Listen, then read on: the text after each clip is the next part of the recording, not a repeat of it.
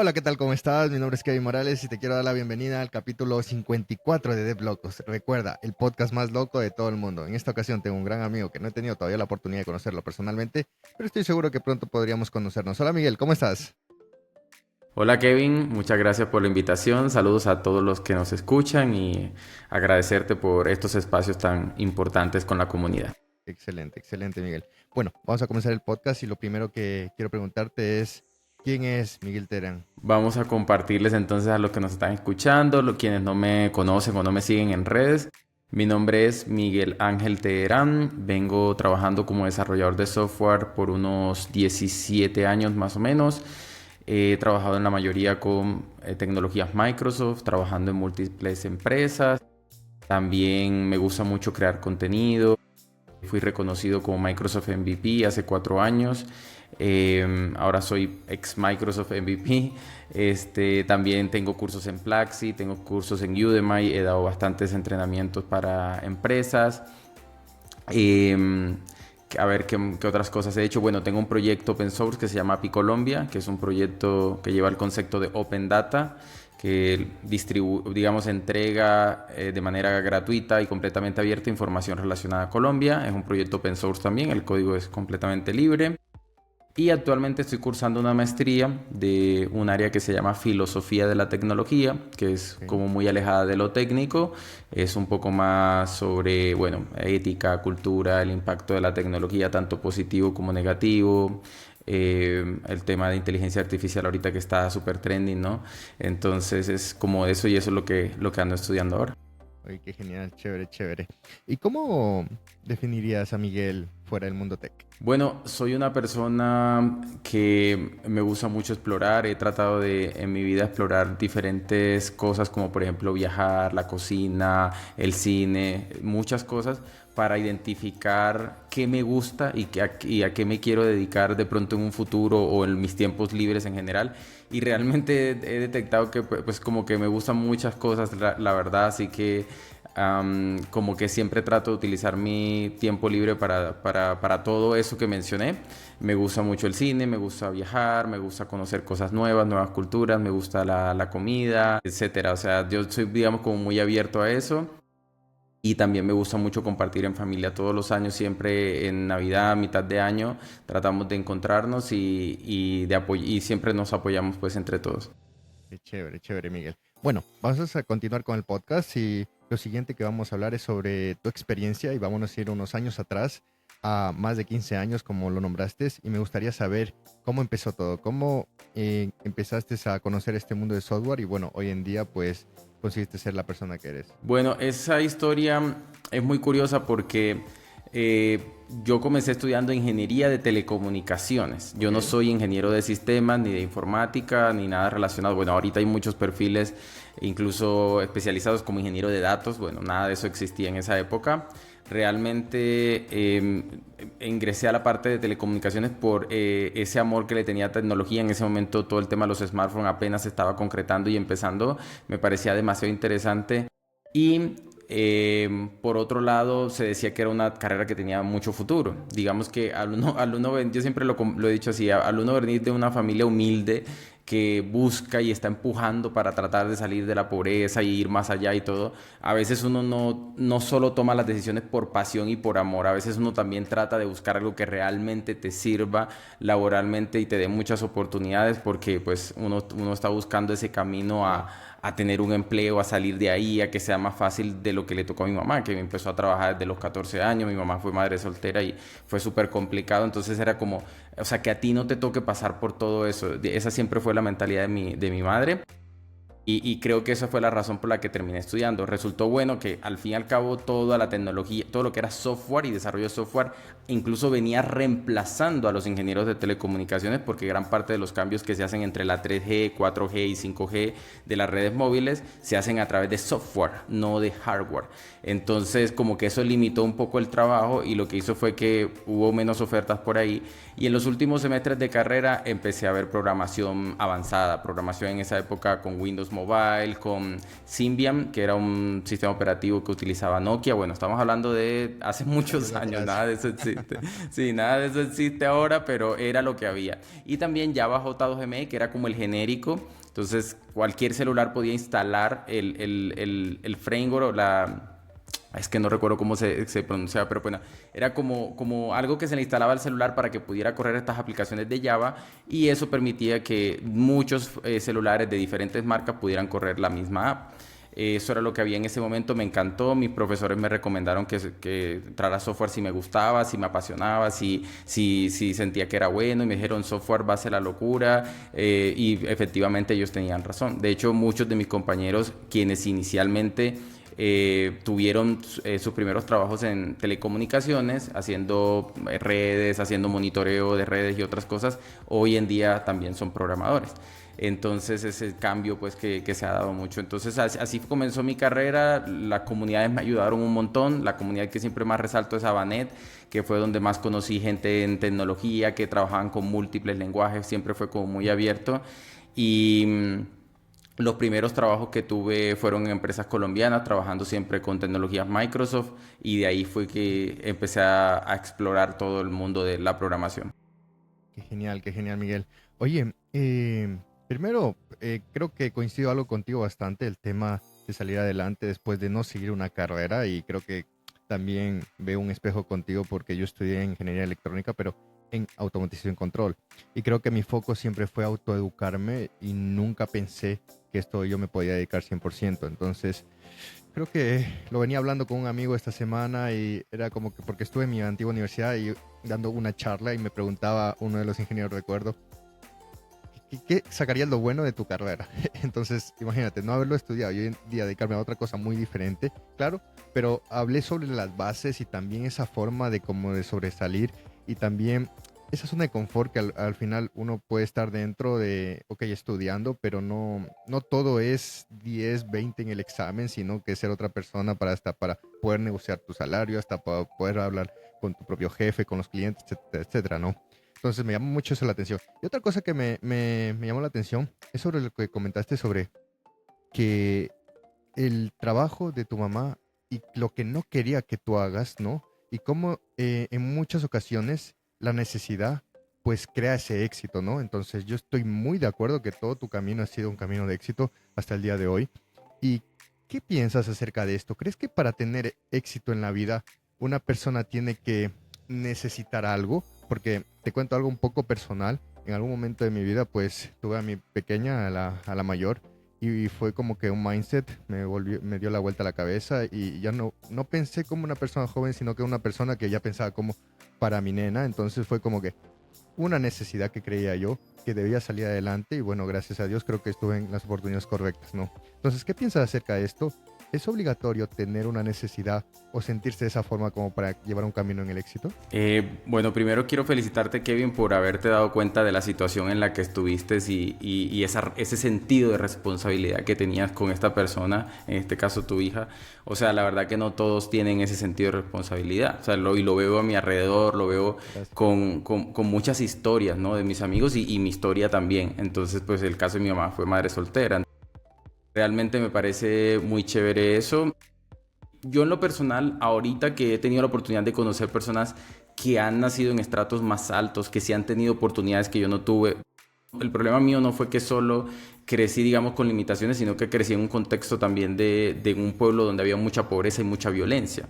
Sí. Entonces, eso me limitó mucho a mi alrededor, a diferencia de personas que nacen en la ciudad, que pueden ir, por ejemplo, a un museo, a un parque interactivo, que tienen oportunidades, becas y un montón de cosas. Sí, es difícil, hay que lucharlas con un montón de gente, pero ahí hay oportunidades. Yo no tuve eso. O sea, mi mamá fue la que tuvo que hacer todo el sacrificio para poder darme la educación y otras cosas a mí. Pero cuando ya uno crece en un contexto más de ciudad y uno empieza a conocer un montón de gente y un montón de cosas, se da cuenta que realmente no es necesario tener esa necesidad de tener que salir adelante, o esa hambre para poder lograrlo. Realmente hay muchas personas que desde pequeños, digamos, son educados de una manera en la que, hey, tienes que ahorrar, hey, tienes que invertir, hey, tienes que mirar oportunidades, esto y lo otro, y sacan mucho provecho de sus privilegios haciendo su propio camino, que me parece que es lo correcto, ¿no? Es que mi papá tiene un negocio súper millonario de 1000 cosas, pero ellos no quieren eso, ellos dicen, no, mi papá me dio educación, me ha dado un montón de cosas, hasta puede darme una semilla, un dinero para yo iniciar mi propio negocio, pero yo quiero crear mi propio negocio, no seguir con el de mi papá. Y lo he visto. Y son personas que son exitosas en el sentido de que logran esa independencia económica, logran salir adelante y con lo que les apasiona. A diferencia de otras personas que no lo ven así. Y creo que muchas personas también, Kevin, tienen la necesidad y tienen las oportunidades y tampoco las aprovechan. Entonces, por eso es que yo, al ver esos dos escenarios, yo digo, no, al final va a depender mucho de qué tanto uno aprovecha las oportunidades y si uno está en el momento adecuado, en el lugar indicado, y ahí es donde se dan como esos cambios en la vida de uno. Yo siento que mi primer trabajo como programador y pasar esa entrevista, o sea, sentarme ahí y que me pusieran una entrevista que me sabía casi que de memoria, Kevin, o sea, es que todo coincide, o sea, lo que me pusieron a hacer lo había hecho ya un montón de veces, porque de hecho había presentado otras entrevistas y lo practiqué en mi casa un montón, y el sentarme ahí, que me pusieran a hacer algo que ya me sabía y que incluso me lo dijeron, tú eres el único que ha sido capaz de sentarse ahí y hacer la prueba. Pero claro, ellos no sabían que yo la prueba ya me la sabía y por eso fui capaz de hacerla. Creo que eso cambió, o sea, fue un punto de inflexión en mi vida donde me di cuenta de, oye, yo sí puedo lograr esto y me va a tocar sacrificar un montón y estudiar un montón, pero esta puede ser mi carrera. Y así al final terminó siendo. Entonces creo que a todos nos puede llegar una oportunidad así, pero nuevamente hay que estar en el momento, en el lugar y sacarle provecho. Sí, muy de acuerdo contigo y en alguna vez leí una frase que decía que la suerte, bueno, no existe como tal, sino que es el enlace entre la oportunidad y lo que tú llevas, bueno, generando tu trabajo como conocimiento, ¿no? Durante unos X tiempo, porque no todo el mundo está en ese momento y justamente como en tu caso, pues con la sabiduría y el conocimiento de todo lo que pudiste hacer, ¿no? Chévere, chévere, Miguel. Oye, me surge otra pregunta acerca de tu experiencia. ¿En qué momento entran las comunidades? Porque también me hablaste que, bueno, estuviste hace unos años también con el MVP de Microsoft. También, bueno, tuve la oportunidad de conocerte enlazado con Ruina y un saludo para Ruina si nos está viendo. Entonces, me hablaste también de una comunidad. ¿En qué momento de tu vida entran las comunidades a Miguel? Prácticamente desde el primer año que estuve trabajando porque un compañero de trabajo se encontraba, o bueno, inició la comunidad de Abanet con una amiga que se llama Sorey García. Entonces, en ese momento todo el tema de las redes sociales se estaba iniciando y se estaba potencializando mucho. Recuerdo que Twitter, ahora X, ¿no? En ese momento era Twitter, estaba súper trending y para todo el tema de crear comunidad y compartir cosas estaba muy popular. Entonces ahí vi un evento que se iba a realizar y dije, bueno, voy a ir, quiero asistir. Creo que era el Barcamp, si no estoy mal. Barcamp es un concepto europeo, si no estoy mal. Nació en Europa, pero se empezó a esparcir en el mundo. Cualquiera podía crear el Barcamp porque no era un evento que tuviera un nombre registrado o algo así. Es el concepto, es como Scrum, ¿no? Es un concepto con un marco de trabajo y te dice, aplícalo. Listo, tómalo, aquí está, aplícalo. Bueno, Barcamp era así. Entonces el concepto era que tú podías inscribir cualquier tipo de charla, la gente iba, la inscribía y era que las mismas personas inscribieran las charlas y también podían ser expositores y también asistentes al mismo tiempo. Era un concepto muy chévere. Entonces cuando fui, empecé a ver la lista o sea, la lista se publicaba muy en la mañana porque eran las personas que iban llegando a escribir sus charlas. Y fue muy interesante, fue muy interesante. Recuerdo que ahí una de las cosas tecnológicas que vi fue el láser graffiti, que hoy se hace de una manera un poco más moderna, pero en ese momento era como, bueno, utilizar un láser en un edificio gigante, ¿verdad? Y con un láser pintar el graffiti en tiempo real y hacer arte ahí. Entonces, ¿qué ventaja tiene? Pues que no queda el graffiti, como tal, no queda manchada la pared, sino que se hace todo con tecnología, con láser en la noche, con luces, y pues se hace la obra de arte en vivo y al mismo tiempo pues queda ahí, digamos, por un tiempo. Era algo que se estaba haciendo en esa época y me parecía muy, muy bacano. Esos son de los recuerdos que vienen a mi mente y ahí inició todo. O sea, ahí conocí otras comunidades, conocí otras personas. Recuerdo que se creó la comunidad de Android. Eso fue inmediatamente que Android llegó y llegaron los primeros smartphones. Inmediatamente ya existió la comunidad de Android. Y bueno, de ahí para adelante en Medellín han habido de todas las comunidades, JavaScript. He sido asistente a un montón de estas comunidades y también afortunadamente he tenido la oportunidad de ser speaker.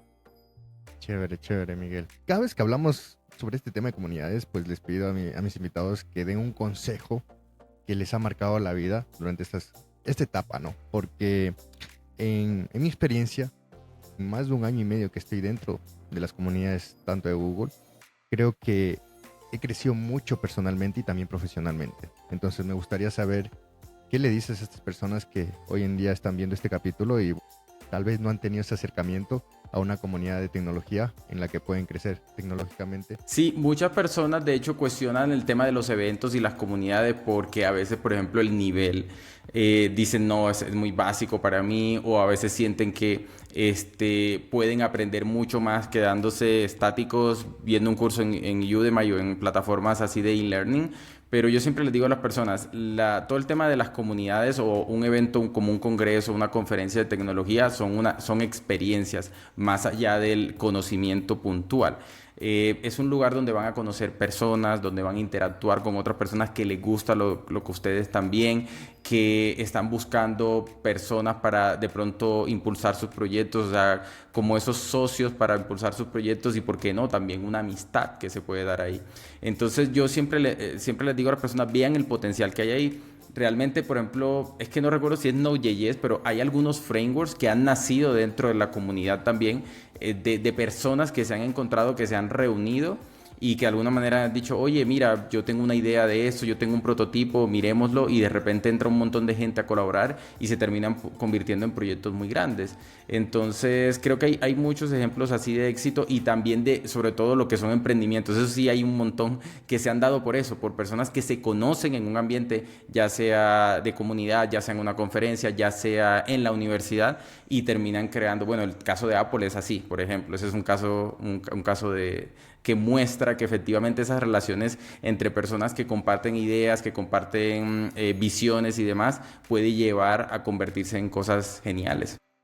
Chévere, chévere, Miguel. Bueno, vamos a pasar al siguiente tópico del podcast, que es prácticamente aterrizar un poco más tu experiencia, y me gustaría saber durante todos estos años cómo ha sido la evolución de los lenguajes que has ido, bueno, usándolos, ¿no? Desde el primero que usaste hasta el que estás usando al día de hoy. Bueno, vamos a hacer un resumen rápido. Realmente es fácil porque yo siempre he trabajado con tecnologías Microsoft.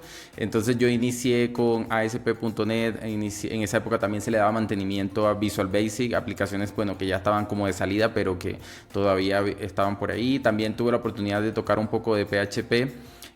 Porque estaba muy popular por Facebook. Facebook, pues si uno quería programar una app o algo que se integrara a Facebook, se utilizaba PHP en ese momento. Luego continué con .NET durante un buen tiempo, trabajando también con una tecnología que se llama Silverlight. Esa tecnología era muy parecida a Flash, era como casi que la competencia, pero ambas tecnologías quedaron obsoletas porque tenía algunos problemas de seguridad y también de rendimiento. Entonces el primero que de hecho dijo que no la iba a usar más nunca iba a ser Apple, y esto pues fue un punto tremendo de crisis para estas empresas porque en ese momento Apple ya iba como por el iPhone 2 o 3 y ya estaba en una popularidad tremenda. Entonces, al decir una empresa así, decir yo voy a bloquear todo esto y no va a soportar, mis usuarios no lo van a soportar, pues incluso hace que pues, muchas empresas grandes tengan que migrar sus aplicaciones a otras tecnologías. Y bueno, eso fue lo que causó que esta tecnología cayera y yo tuviera que migrar a nuevos horizontes, a aprender nuevas cosas, porque si no me iba a quedar ahí obsoleto, ¿no? Entonces empiezo con ASP.NET Core, con las nuevas tecnologías de Microsoft, pero también aprender mucho frontend del React. En ese momento llevaba apenas como año y medio, 2 años. Angular llevaba ya más tiempo, pero el Angular había tenido ese punto de quiebre con Angular 2, de AngularJS a Angular con TypeScript y demás. Ese punto fue tremendo porque el cambio fue brutal y las aplicaciones también tocó migrarlas prácticamente desde cero. Entonces ahí estuve presente en ese momento y obviamente fue muy duro para mí porque eran como transiciones entre tecnologías, el cambio era extremadamente rápido, entonces como que uno sentía, hoy aprendí una cosa y ya no me sirve, ahora otra. Estaban saliendo framework por todos lados, Ember.js, Backbone, recuerdo también estaba ahí, Knockout.js, seguían saliendo frameworks de una manera muy loca y no se sabía bien en el mercado qué era lo que estaba en tendencia. Ya hoy podemos decir, hombre, React, Angular y Vue son los principales, ¿cierto? Pero en ese momento no era así. Entonces seguí con eso y luego aprendí todo el tema de la nube, que es súper importante. Tengo muchas certificaciones afortunadamente porque la empresa también motiva mucho, las empresas donde he trabajado motivan mucho a certificarse. Entonces tengo la básica de Google, tengo una de AWS y tengo como unas 4 de Azure, y eso me ha permitido mucho tener entendimiento de esa parte y poder, poder venderme de alguna manera como full stack, que es como, bueno, ya eso lo vamos a ir hablando en el podcast, pero realmente la evolución de los programadores ha sido muy compleja en el tiempo. O sea, cada vez como que se le exigía más experticia y luego de repente con todo este tema de la nube y ahorita con la inteligencia artificial, ahora se pide que un desarrollador sea más integral, más habilidoso, más para resolver problemas que experto en una tecnología particular. Entonces todo esto requiere un proceso de adaptación tremendo y es lo que he venido haciendo a lo largo pues, de la carrera. Genial, genial. Oye, totalmente de acuerdo con todo lo que dices y me surgió una pregunta, que es, ¿qué consejo le darías a estas personas que nos están escuchando, nos están viendo en este momento y no entienden todavía el mindset de cómo funciona el software o la tecnología, que cada día se aprende más, cada día se aprende y se aprende cosas diferentes? Si uno no está pues atento, pues puede quedar obsoleto, justamente como tú lo dijiste. Sí, es totalmente frustrante. O sea, a mí me costó muchísimo entender Node.js. Esa ha sido una de las cosas y lo he dicho en algunas otras entrevistas que he tenido, o sea, la tecnología que a mí más me ha costado ha sido Node.js. Y yo creo que en parte también fue por ese background de .NET, de pensar que todo se hace con un editor y sin comandos y con muy visual. Creo que eso me dañó mucho la forma de pensar como programador, y al volver a un framework, es un entorno de desarrollo que maneja comandos, que maneja una base de código que se genera a partir de comandos y que se genera a partir de un servidor que provee los paquetes. O sea, eso fue muy difícil de entenderlo para mí.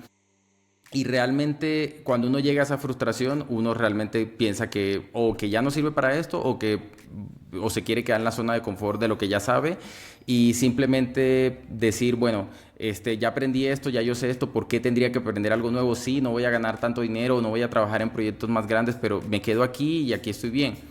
Y yo lo llegué a pensar, ¿no? Pero al final la mentalidad que yo tuve para poder superar eso, y ese sería el consejo que yo daría, es que uno tiene que estar todo el tiempo como si uno fuera un junior, como si uno fuera una persona que apenas está saliendo de la universidad y va a aprender algo.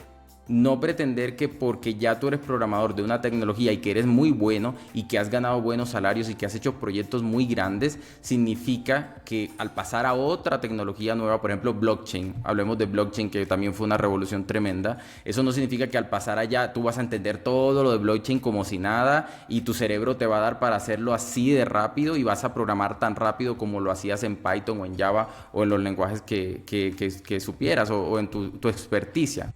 No funciona de esa manera. Entonces tiene uno que comenzar con la documentación, con los ejemplos más básicos, con viendo videos en YouTube de otros creadores de contenido. Eso también a veces duele, ¿no? Uno dice, oye, yo creo contenido, yo creo un montón de videos, puedo tener videos con 10,000, 100,000 views en YouTube y me toca ver el video de otro porque no entiendo sobre esa tecnología. Resulta que sí pasa, sí pasa. Tú puedes ser un experto en algo y un completo alumno de primaria en otra cosa totalmente diferente. Entonces, si tú mantienes esa mentalidad y siempre estás abierto a aprender, yo creo que te puede dar menos duro esas transiciones y entender el tiempo que lo requiere, porque ese es otro problema, que llevar esas transiciones, moverse entre una cosa y otra es durísimo y lleva mucho tiempo, pero si uno lo hace en la inversión, normalmente vale la pena. Chévere, chévere, Miguel. Oye, bueno, vamos a continuar con el podcast y el siguiente tópico es algo que estamos en la era de la AI y estoy seguro que te han hecho esta pregunta, que si el AI crees que va a reemplazar a los desarrolladores de software. ¿Qué piensas Sí, sobre es eso? una pregunta. Es una pregunta súper común, sí. Digamos que en este punto yo he visto evolucionar la inteligencia artificial demasiado rápido, o sea, más rápido de lo que yo quisiera, la verdad.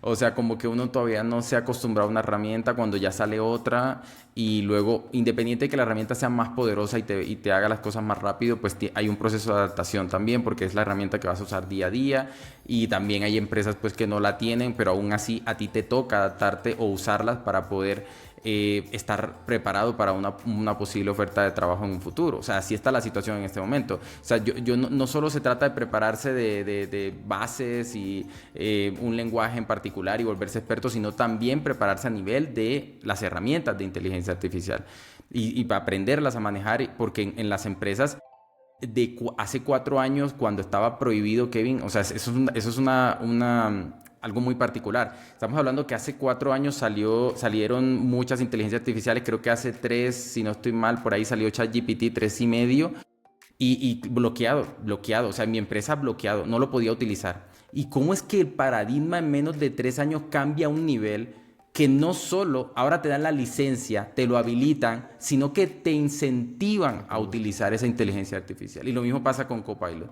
Es más, tengo amigos que me dicen, en mi empresa hacen análisis del tráfico que tienen en la IA para saber qué tanto la están utilizando un desarrollador. Y si no lo está usando, tienen una reunión con él y le preguntan, ¿por qué no la usas? Te estamos pagando la licencia, ¿qué es lo que pasa? Eso te va a ayudar a ser más rápido. O sea, son empresas que ya están diciendo, todo lo vamos a basar en IA y eso es tremendo. Entonces, yo diría que en ese momento no. Nuevamente la pregunta es si iba a reemplazar. Yo diría no. Yo diría que es un complemento muy importante, pero hoy en día los desarrolladores tienen que aprender a trabajar en conjunto con la IA porque así lo está mandando el mercado, así lo demanda. Ok. Chévere, Miguel. Ahora demos la vuelta a la pregunta y me gustaría saber qué opinas de esas empresas que no se actualicen con la AI en el futuro. Bueno, hay algunas empresas que tienen unas razones muy sólidas por temas de seguridad, por el tema de la protección de datos y demás. Se supone que eso tiene soluciones, ¿no? Hay formas de solucionar eso y aún así seguir utilizando la inteligencia artificial. Pero algunas empresas son muy esquivas por eso. O sea, yo tuve un cliente que realmente ellos decían, no, nosotros tenemos que proteger todo. De hecho, para poder ingresar a las herramientas yo tenía que utilizar un login propio, una máquina virtual. La máquina virtual tenía un montón de limitaciones y era la que tenía los accesos como tal. Mi computador nunca tuvo, no tiene nada. Entonces, es súper curioso cómo lo hacen. Son muy proteccionistas, pero hay una razón de ser de por qué lo hacen y bueno, manejan temas muy delicados con el gobierno, seguros, un montón de cosas. Y yo creo que al uno ver las noticias de empresas que han hackeado, ¿verdad? Que han sobornado porque le han robado información y un montón de cosas, uno dice, bueno, es mejor ser así de estrictos que salir en las noticias porque la seguridad de los usuarios quedó vulnerada. O sea, eso sería mucho peor. Entonces muchas empresas sí tienen este nivel proteccionista, pero hay muchas otras que realmente no lo necesitan. Y sobre todo en el tema de startups, yo diría que es mandatorio. O sea, si una empresa en este momento quiere iniciar un nuevo negocio que va a competir con negocios existentes, por ejemplo, como la banca, como el tema de salud, de transporte, un montón de cosas, automatización de procesos, yo diría que tienen que basar su negocio en inteligencia artificial, al menos en lo que es desarrollo, no en que la herramienta como tal sea de IA, sino que el desarrollo de esa herramienta que ellos quieren sí se desarrolle, porque es que es la única forma de competir, es la única forma de acelerar los procesos. Ok, súper. Y bueno, para antes de entrar al tema principal, me gustaría saber qué opinas sobre el tan famoso vibe coding y cómo muchos hoy desarrolladores y personas que están creando contenido pues están aconsejando que lo usen y esto desde mi punto de vista pues en algunas ocasiones pues puede vender humo, como en otras pues puedes desarrollar un producto como tal, pero con cierto criterio y conocimiento, ¿no? No sé qué es el bytecoding. Cuando le dices a la AI para que te vaya dando instrucciones y te va generando el código. Ah, ok. Bueno, no sabía que se decía así. Bueno, a ver, nosotros, por ejemplo, en un proyecto que estoy en ese momento, nosotros estamos migrando de Java a C Sharp. Y todo tiene que hacerse a través de la inteligencia artificial. O sea, es la regla. La regla es no se pongan a reescribir el código, cópienlo, péguenlo en la IA, que la IA lo traduzca y pónganlo y hagan que funcione. Si toca retocarlo un poco, se retoca, pero hagan que funcione. Eso no fue una decisión que tomamos en conjunto como programadores. Eso no fue una decisión que tomó el líder técnico. Esa fue una decisión que se tomó entre los que están pagando el proyecto, los de negocio y la parte técnica, ¿verdad? Algunos de la parte técnica. Entre todos ellos tomaron esa decisión y es una regla. Entonces, a veces no sé si pudiera tener la potestad de sugerir o no sugerir utilizarlo. Al fin y al cabo, el punto es que en algunas empresas ya se está volviendo mandatorio. Y si nosotros no podemos adaptarnos a trabajar así, pues vamos a tener un perfil un poco más atractivo para las empresas. Ese es el problema, que también no solo es lo que queramos y cómo construyamos nuestro perfil, sino también es cómo el mercado pide que sea ese perfil y cómo quiera que trabajemos. Chévere, chévere, Miguel. Bueno, ahorita sí, entrando en el tema principal, que es el perfil de un desarrollador moderno en la industria del software actual, me gustaría que me definas cómo sería el perfil de un desarrollador hoy en día de un perfil moderno, ¿no? Sí, bueno, como mencionaba, lo primero es esa transición que ha tenido, ¿no? El programador es cuando yo inicié, éramos como de todo, nuestro trabajo era solucionar cosas. Ok, Aquí hay un error, aquí hay que crear un procedimiento almacenado para traer unos datos, hay que crear un reporte, hay que crear una aplicación web, una aplicación de escritorio, que en ese momento todavía se usaban un montón. Luego viene esa especialización, ¿no? No, ya tenemos aplicaciones muy complejas o tecnologías muy complejas del lado del frontend, tenemos mucha complejidad del lado de datos, tenemos mucha complejidad del lado de backend, entonces vamos a separar todos estos roles, vamos a tener ingeniero de datos por aquí, frontend por acá, backend por acá, integración por acá, y cada quien va a ser experto en eso. Ahora la tendencia que está ahora, ese perfil que yo siento que se está creando es saben que la inteligencia artificial está ayudando un montón. Está ayudando demasiado y si un desarrollador tiene una duda, la inteligencia artificial se la puede resolver así. Entonces, no sé qué tan conveniente sea yo tener un montón de expertos. Si yo puedo tener desarrolladores senior, bien, no necesariamente los más seniors del mundo o incluso middle, sí, desarrolladores middle, y enseñarles a lo que tienen que hacer y que todo lo solucionen a través de la inteligencia artificial y que puedan, digamos, darle mantenimiento a múltiples aplicaciones. Es decir, sin importar la tecnología en la que estén hechas. Eso es lo que yo estoy viendo que está pasando. Es decir, estamos volviendo a los perfiles anteriores, a los perfiles que se utilizaban en el pasado, que también eran muy toderos de hacer muchas cosas, pero la diferencia es que hoy tenemos muchas herramientas para poder solucionar los problemas y las dudas que podamos tener. Entonces, en los casos, en los proyectos que yo trabajo últimamente son así. O sea, a mí me toca hacer absolutamente de todo, desde entrar a la nube o hacer una corrección en CSS hasta crear todo un servicio de backend que se integre con microservicios, tirando mensajes y haciendo un montón de locuras. Entonces, como que cualquier cosa se puede quedar corta. O sea, realmente lo que más vende tu perfil es qué tanto puedes trabajar con la inteligencia artificial y qué tan buenas bases sólidas tiene. O sea, qué tan versátil como programador puede ser. ok, súper, súper. Chévere, chévere, Miguel. Y otra de las cosas que me gustaría preguntarte, ¿cómo un desarrollador también puede ir mejorando? Porque es una transición, o sea, todo lo tenemos año tras año, mes tras mes, una transición. Y uno de los consejos que siempre yo digo es que no nos comparemos con otras personas, sino que nos comparemos contra nuestro yo de ayer. Prácticamente Ujú. como para decir profesionalmente, pues bueno, ayer pude hacer un Hello World, hoy puedo crear un botón que haga una acción, por decir algo, ¿no? Entonces, ¿cómo crees que mejoraría el día a día un desarrollador dentro de este perfil moderno? Bueno, realmente, nuevamente, el apoyo más grande que uno puede tener es la inteligencia artificial. Es lo que yo opino, digamos. Creo que un desarrollador debería saber hoy, o sea, si quiere pasar a un nivel senior y de un nivel senior a incluso un nivel un poco más alto, como un líder o algo así, tiene que saber de todo un poco. Y ese saber de todo un poco se resume a o puede ser una opción, pues, utilizar la inteligencia artificial para que te enseñe, por ejemplo, conceptos generales de datos, del mundo de los datos, como por ejemplo qué es un data warehouse, a qué se refiere el concepto de Big Data, cómo funciona el servicio de BigQuery de Google, a grosso modo como lo más básico. Entonces, La misma inteligencia artificial te puede crear como un path, como una ruta de aprendizaje, y hay que sacarle mucho provecho a eso. Por ejemplo, lo que yo hago, a mí me gustan mucho las certificaciones. Yo tengo, por ejemplo, el año pasado hice 2 certificaciones de GitHub. Yo sé que no es para todo el mundo, pero nuevamente estoy hablando de lo que yo hago y que me ha funcionado. Entonces yo tomo la certificación y anteriormente, claro, yo estudiaba y en algunas páginas hacía simulacros del examen de la certificación. Ahora no hago eso.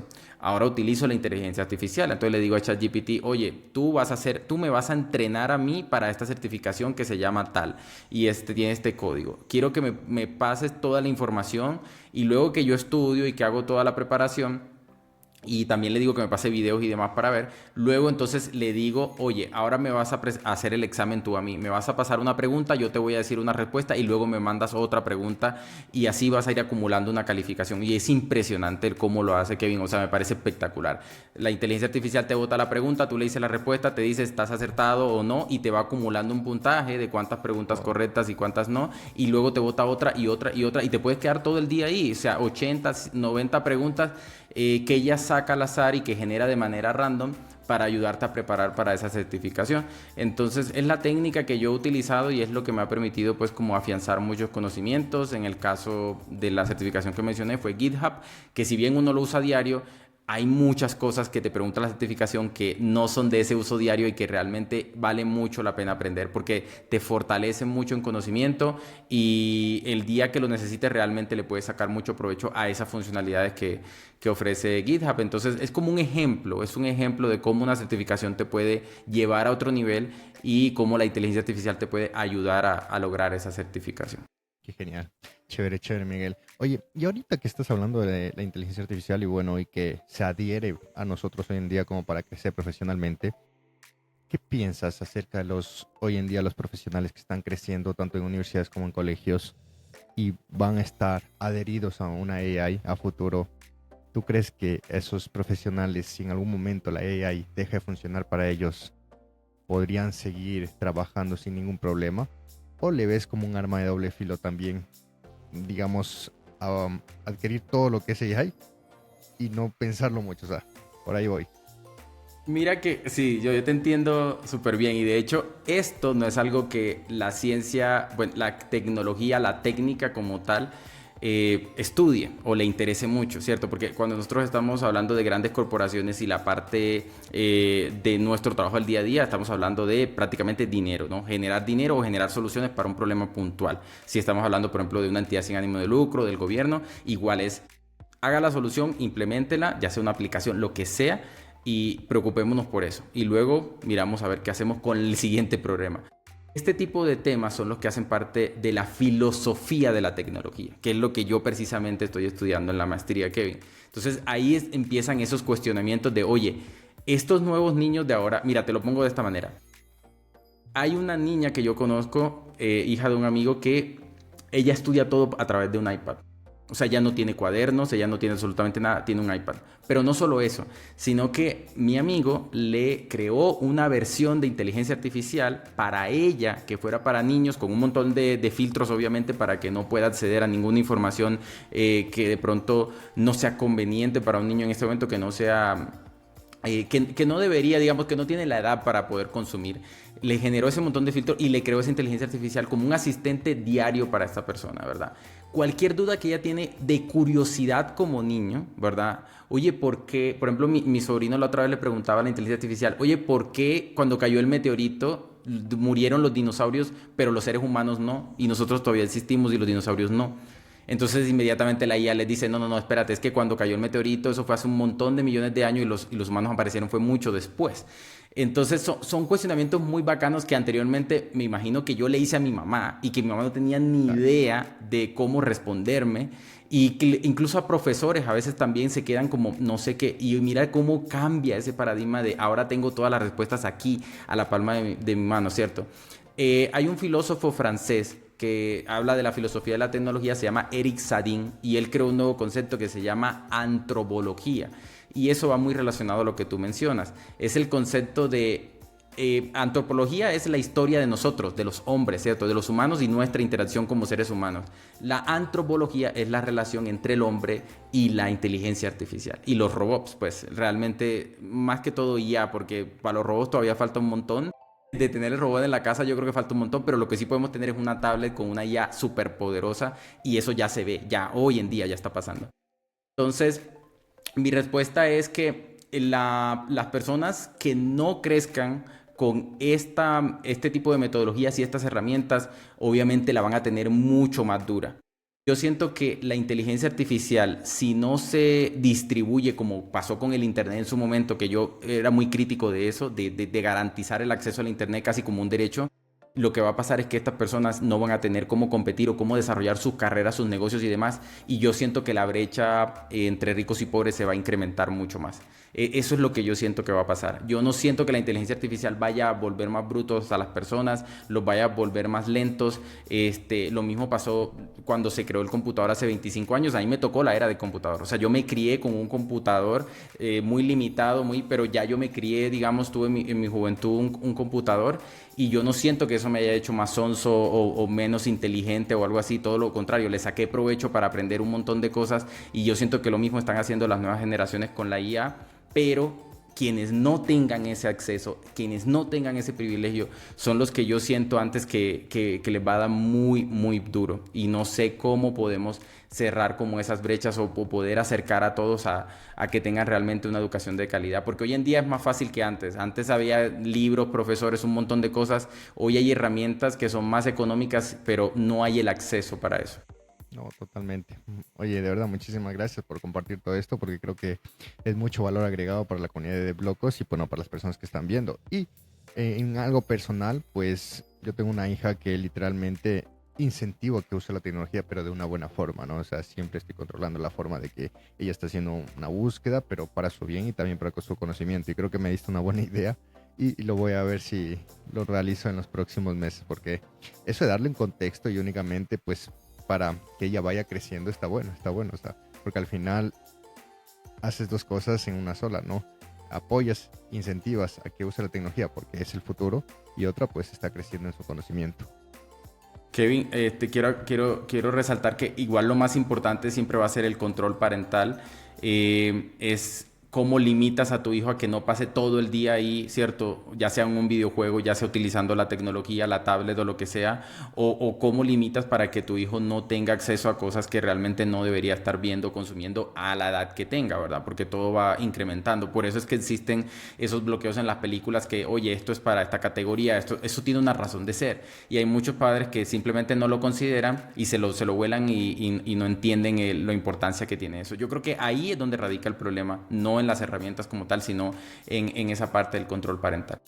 Genial, chévere, chévere, Miguel. Y bueno, vamos a ir acabando lo que es el tema principal y me gustaría que, bueno, des algún consejo necesario que tú creas que para estar en la nueva era, pues como desarrollador, nosotros debamos seguir. Bueno, otra vez ir en lo mismo, ¿cierto? El consejo otra vez, digamos, es igual, es sacarle provecho a las herramientas que tenemos. Yo pienso que ahorita, nuevamente, lo que ha hecho la IA ha sido agilizar muchos procesos y actividades que como desarrollador siempre debemos estar haciendo, pero ahorita con la IA se pueden agilizar un montón. En las entrevistas a veces yo he tenido desarrolladores, Kevin, que son muy buenos y tienen años de experiencia, ponle 10 años de experiencia, y se quedaron en lo que aprendieron hace 10 años. Y yo me quedo aterrado como, o sea, es increíble que no sepan X cambio que tuvo C# hace 4 años, ni siquiera hace un año, no, hace 4 años C# cambió una sintaxis y ya no tienes que hacer un montón de código, sino que en solo una linecita así haces lo mismo. Y estas personas no saben que eso pasó. Bien, yo siempre aconsejaba, oye, tómate el tiempo para leer un artículo de lo nuevo de .NET, lo nuevo de C#, lo nuevo de Java, lo nuevo de JavaScript, lo nuevo de ECMAScript. Eso va evolucionando, ¿cierto? CSS3 evoluciona y vienen más cosas, más librerías. Tómate solo un tiempo para leer eso o ver un video y si es posible practicarlo y ya con eso quedas actualizado. O sea, eso es algo que te puede demorar 2 horas. Ahorita con la IA, pues ya no estamos hablando ni siquiera de 2 horas. Tú le puedes preguntar a la IA, Kevin, oye, dime las últimas mejoras de Java.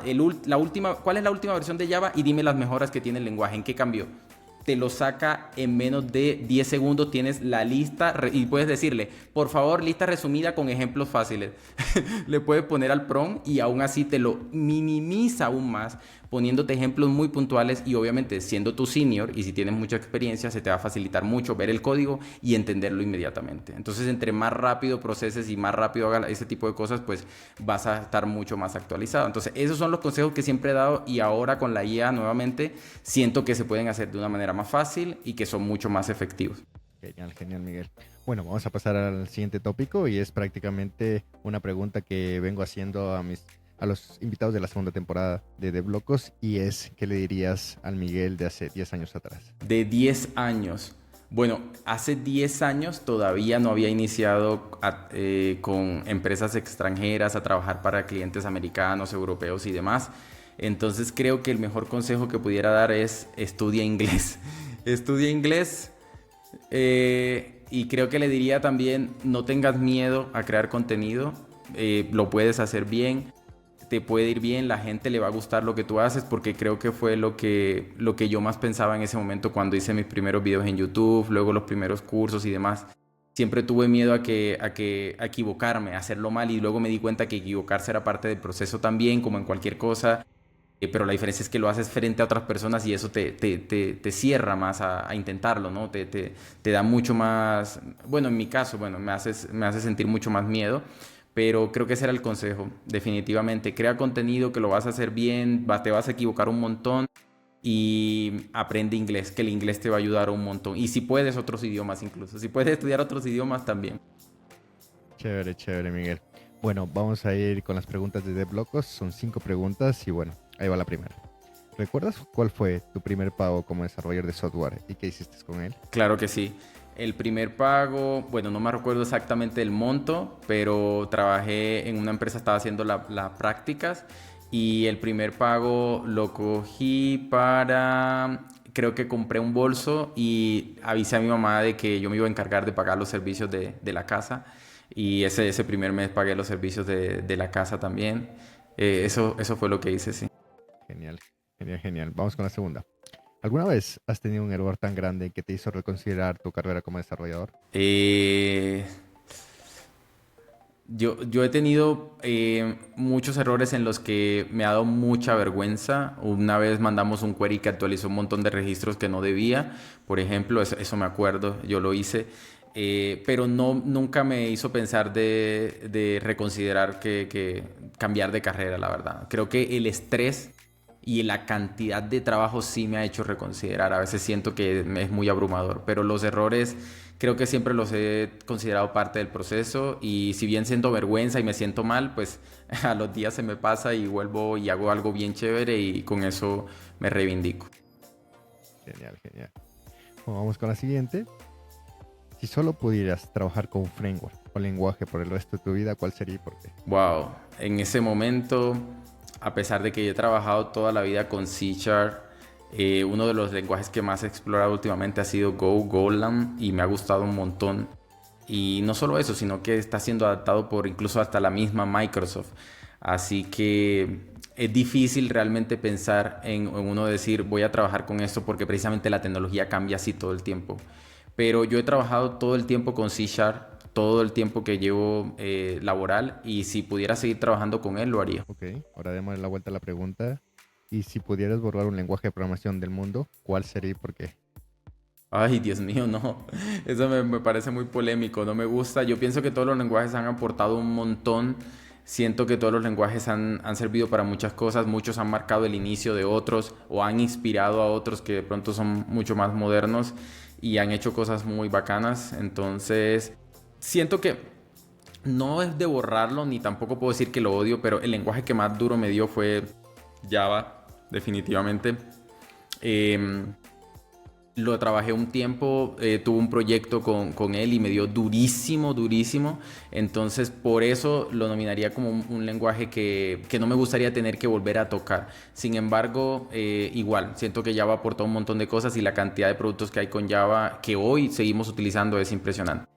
Hay un dato de los ya 54 episodios, más de 40 episodios, es decir, más de 40 invitados han dicho que el peor lenguaje es Java y PHP. Me gustaría, sabes, Kevin, igual darle en algún futuro la oportunidad al nuevo Java, porque siempre me ha tocado trabajar con Ok. versiones viejas, ¿no?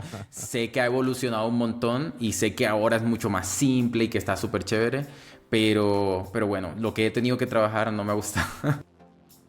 Bueno, yo tuve la oportunidad de trabajar con Java en mis inicios con aplicaciones Android y la verdad que no me sentí tan cómodo y por eso me especialicé en lo que es iOS. Y cuando salió el lenguaje Kotlin, pues literal fue amor a primera vista y dije, bueno, primos hermanos, comencemos. Les ha pasado un montón que han visto a Kotlin por primera vez, se enamoran. Genial, genial. Vamos con la última. ¿Qué es lo más raro o inesperado que has encontrado en el código de otra persona? Sí, lo más raro que he encontrado fue un comentario de un desarrollador que hizo un análisis y hizo un par de cambios y dejó un comentario que decía, la verdad yo no estoy seguro que esto esté funcionando bien, yo recomendaría que lo volvieran a analizar. Y literal dejó el comentario así en el código y fue lo más desanimador, o sea, fue lo más desmotivador que yo he visto en toda mi vida. Porque claro, el ticket que me asignaron era un bug, era un error, era algo a solucionar y estaba ahí, en esa porción de código intrincada, Kevin, horrible, con un montón de condiciones extrañas que nadie entendía.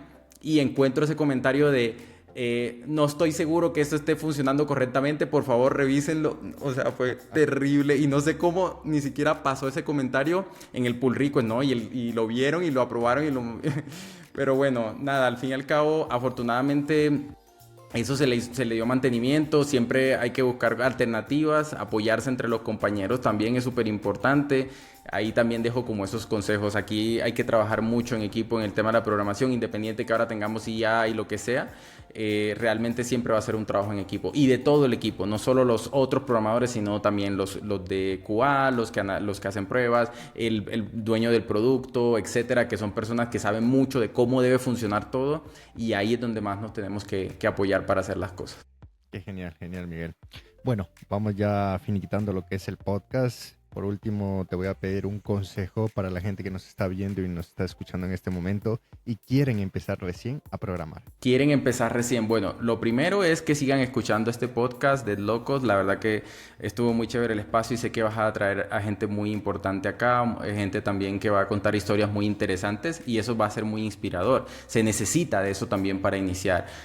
Algo que me inspire y me diga, oye, sí lo puedo lograr, oye, estas herramientas me pueden servir. Entonces, eso es lo primero. En mi caso, lo que más me sirvió fue como el sentido de curiosidad de estar todo el tiempo explorando cosas, cómo funciona esto, pero qué pasa si hago esto otro. Cuando empecé con C++, que fue el lenguaje que inicié, yo siempre iba un poco más allá de lo que el profesor me enseñaba en la clase. Entonces ese también sería pues como un consejo muy grande, no se queden con lo que les enseña en la universidad y si es el caso de que ustedes están tratando de cambiar de carrera, traten de buscar una ruta si es, digamos, una ruta propia, lo que ustedes quieren hacer con cursos en plataformas de e-learning, ya sea, llámese Udemy, Platzi, lo que sea, creen ustedes una ruta que realmente sea efectiva para eso y a pesar de tener esa ruta, no se queden con eso, sino que complementen, siempre complementen. Hay artículos muy buenos, la inteligencia artificial ya la hemos mencionado un montón en este podcast, que es una herramienta súper poderosa, entonces díganle a la IA, oye, estoy estudiando esto en la universidad o en esta ruta o en este curso, quiero profundizar, ¿qué me aconsejarías para profundizar? Tengo este código base, ¿qué puedo hacer para poder potencializar un poco y aprender un poco más algunos conceptos avanzados? Bueno, ahí seguro les va a dar algún consejo, les va a dar algo muy útil y eso les va a servir un montón. Al menos si no les sirve porque en el trabajo nunca les tocó usarlo, les va a ayudar mucho a desarrollar la lógica, que es lo más importante para un desarrollador. Ok, súper, súper. Chévere, chévere, Miguel. Pues mira, agradecerte por haber estado en el episodio 54 de esta segunda temporada de Dev Locos. Y por último, pues me gustaría que nos dejes tus redes sociales o dónde te podemos contactar. Claro, agradecerte a ti, Kevin, por la invitación y a todos los que nos escucharon. Me puedes seguir en redes sociales como mteran.dev, en Instagram, en LinkedIn, en X.